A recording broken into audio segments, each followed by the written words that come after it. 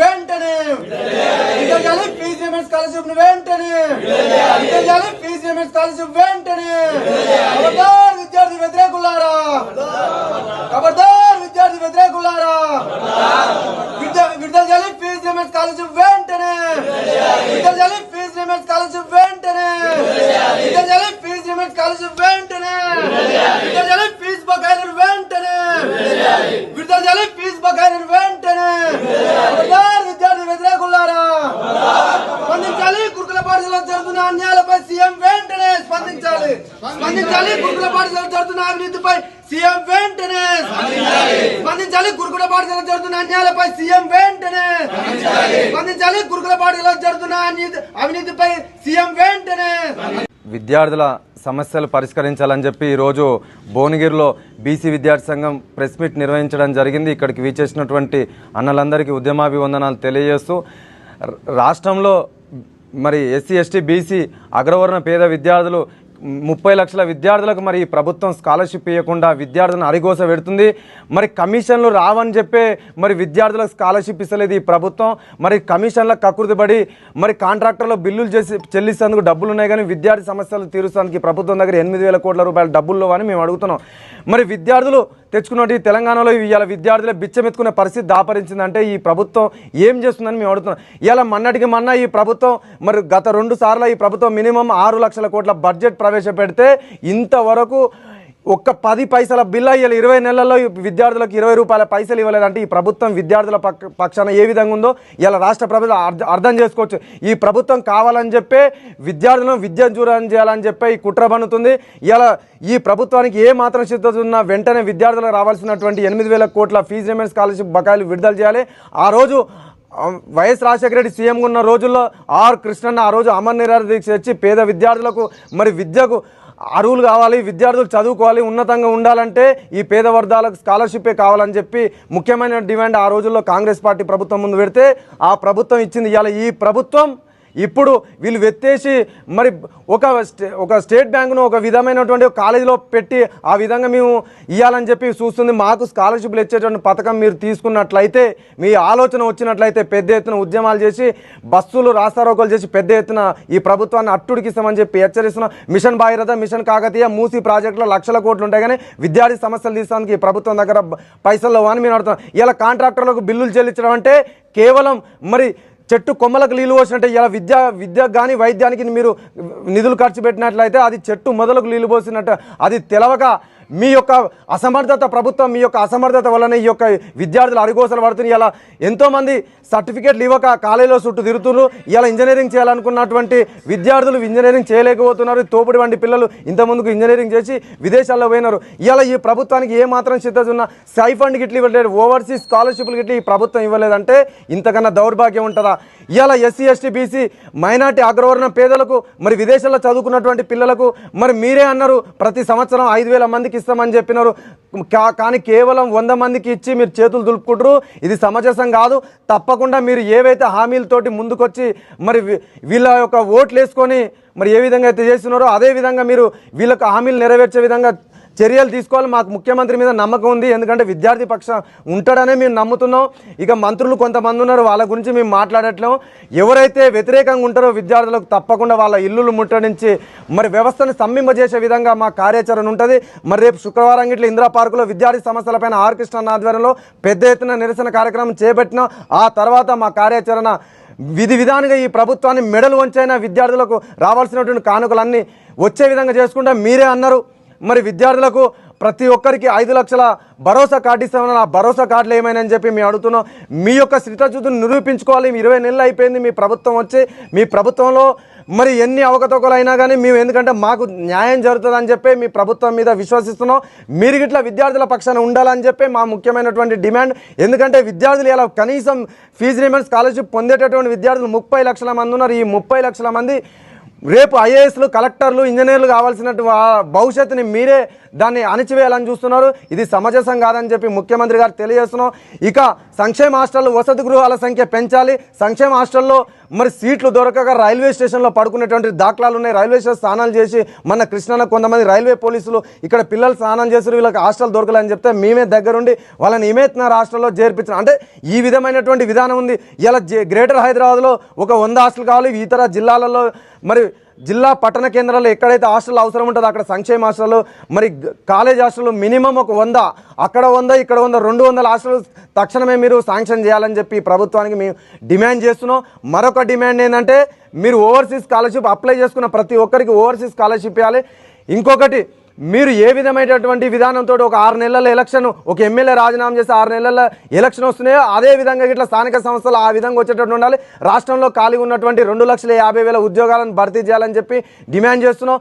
ఇవాళ జిల్లా హెడ్ క్వార్టర్లు పెరిగిపోయినాయి. ఇలా 23 జిల్లాలు పెరిగినాయి, 150 మండలాలు పెరిగినాయి, మున్సిపల్ కేంద్రాలు పెరిగినాయి, గ్రామ పంచాయతీలు పెరిగినాయి, ఒక 3,000 గ్రామ పంచాయతీలు, ఇలా మెజిస్ట్రేట్ అంతా పెరిగింది. కానీ ఇంతవరకు మరి ఎక్కడ ఫిలప్ చేయలే ఉద్యోగాలు. కాబట్టి గ్రూప్ 1, గ్రూప్ 2, మరి అదేవిధంగా గ్రూప్ 4 ఈ ఉద్యోగాలు ఎన్నైతే ఖాళీగా ఉన్నాయో అన్నీ మీరు చిత్తాయాలు మీ దగ్గర ఇన్ఫర్మేషన్ లేకపోతే మేము మీ ఇన్ఫర్మేషన్ ఇస్తాం, ఎక్కడెక్కడ ఖాళీలు ఉన్నాయో మేమే ఇస్తాం, ఆ డేటా ఇస్తాం, మీరు ఫిలప్ చేసే విధంగా ఉండాలి. ఇవాళ కొంతమంది విద్యార్థుల మీద అక్కసు కక్కుదామని చూస్తారు. పేద వర్గాలు చదువుకుంటే సంఘటితమై జనాలు తిరగబడతారని చెప్పి ఒక అపోహలతోటి పేద విద్యార్థులకు మరి విద్యకు దూరం చేయాలనుకుంటున్నారు. అపోహలన్నీ ఎందుకంటే ఈ రాష్ట్రం ఎదగాలంటే ఈ విద్య ద్వారానే.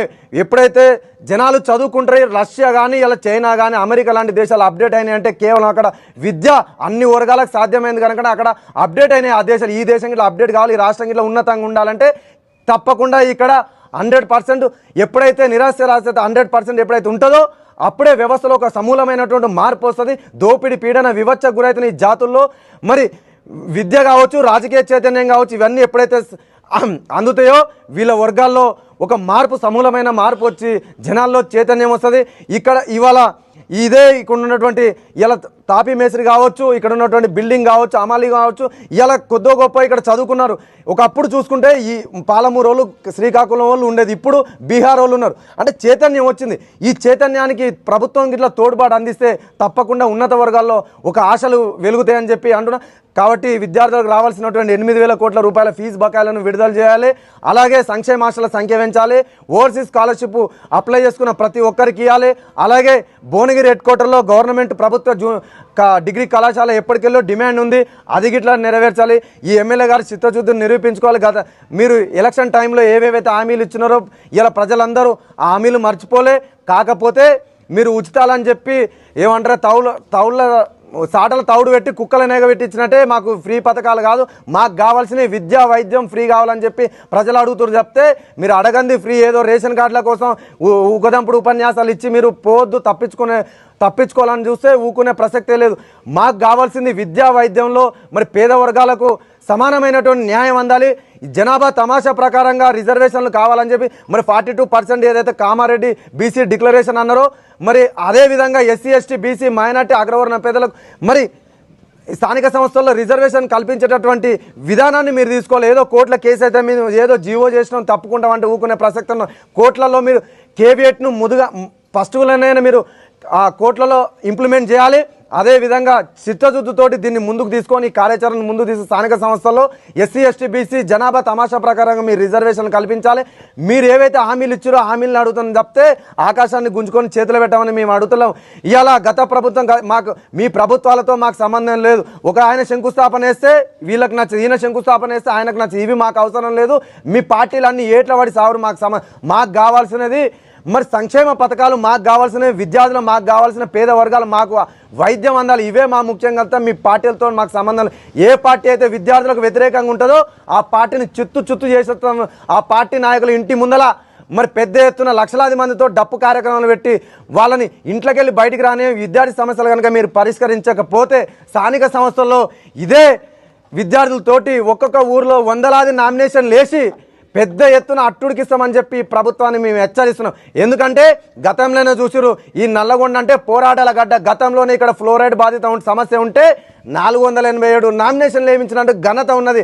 అదే రక్తంతో మేము చెప్తున్నాం, ఇవాళ మీరు విద్యార్థి సమస్యలను పరిష్కరించకపోతే మీకు స్థానిక సంస్థల్లో ముక్కు నేలకు రాసినటువంటి పరిస్థితి వస్తుందని చెప్పి ప్రభుత్వ నాయకులకు మేము హెచ్చరిస్తున్నాం.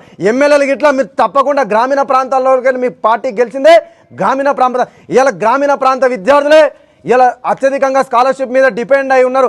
అలాగే 46 జీవో మీద డిపెండ్ అయిన 46 జీవోని ఎత్తివేసి స్కాలర్షిప్లో మీరు ఇంప్లిమెంట్ చేసే విధంగా మీరు 20 నెలల్లో ₹1 సంక్షేమ హాస్టళ్లకు ₹1 డైట్ ఛార్జీలు పెంచినవన్నారు, కానీ ఇంతవరకు ఇంప్లిమెంట్ లేదు.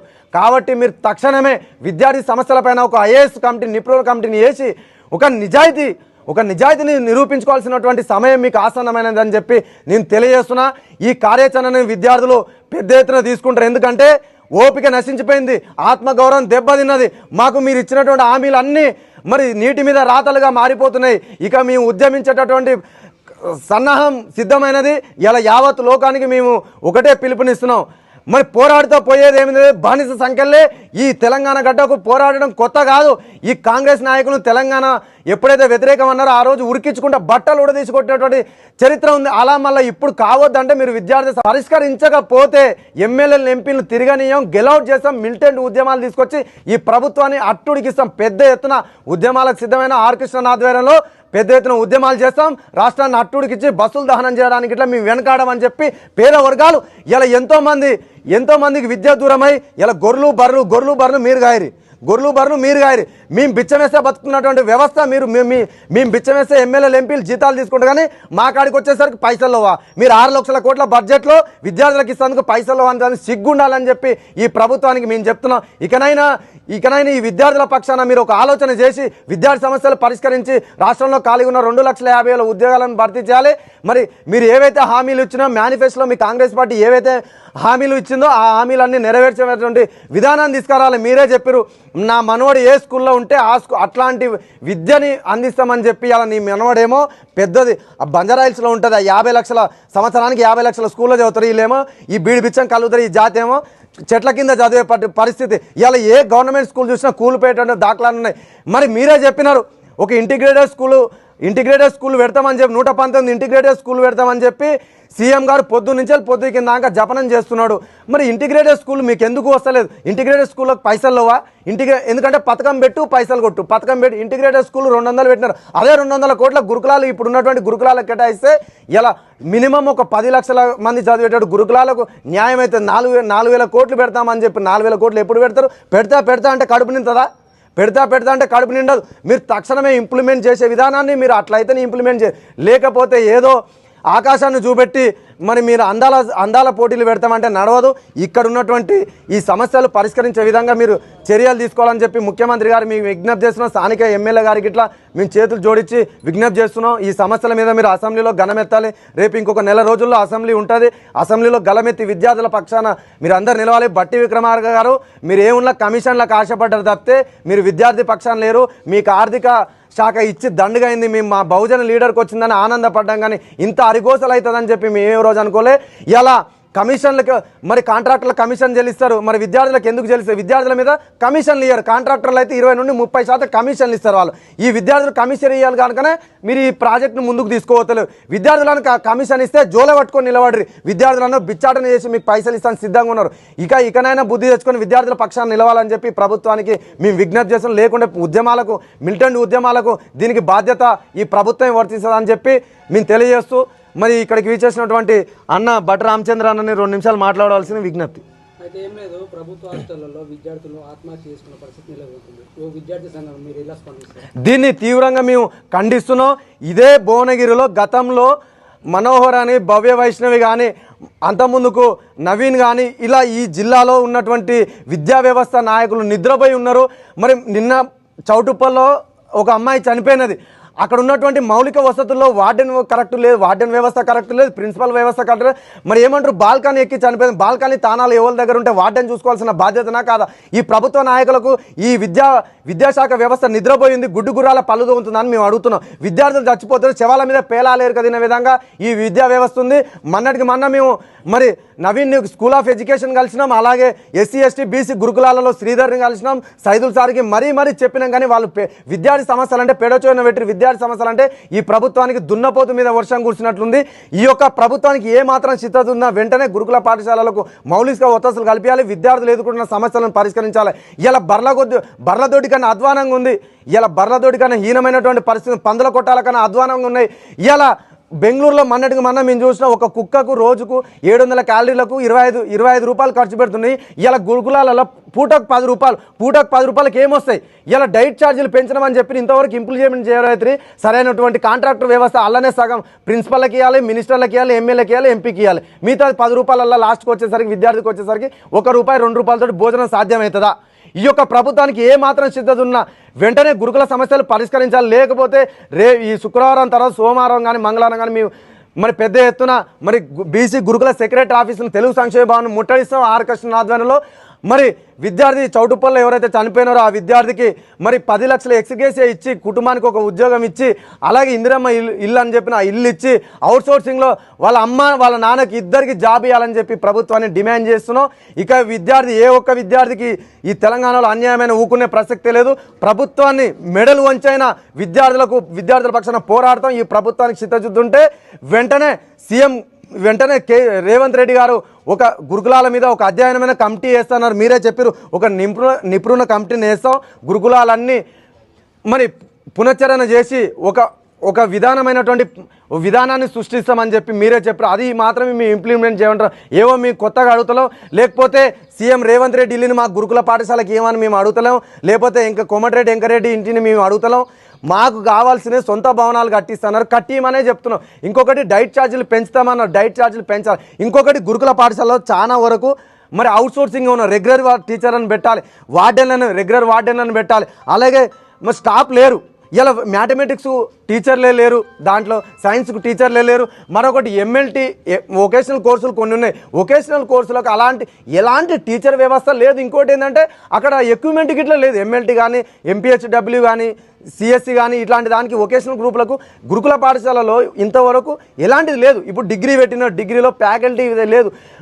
ఇదే విధానాన్ని ఇట్లనే ఉంటే విద్యార్థులు అరిగోసలు పడతారు. కనుక ముఖ్యమంత్రి గారు దీన్ని దగ్గరగా ఒక నిపుణుల కమిటీని వేసి వెంటనే ఈ విద్యార్థి సమస్యలు పరిష్కరించాలని చెప్తున్నాం. ఈ యొక్క విద్యార్థికి అన్యాయమైన ఊకునే ప్రసక్తి లేదు. పెద్ద ఎత్తున మిలిటెంట్ ఉద్యమాలు చేస్తామని చెప్పి ప్రభుత్వాన్ని హెచ్చరిస్తున్నాం.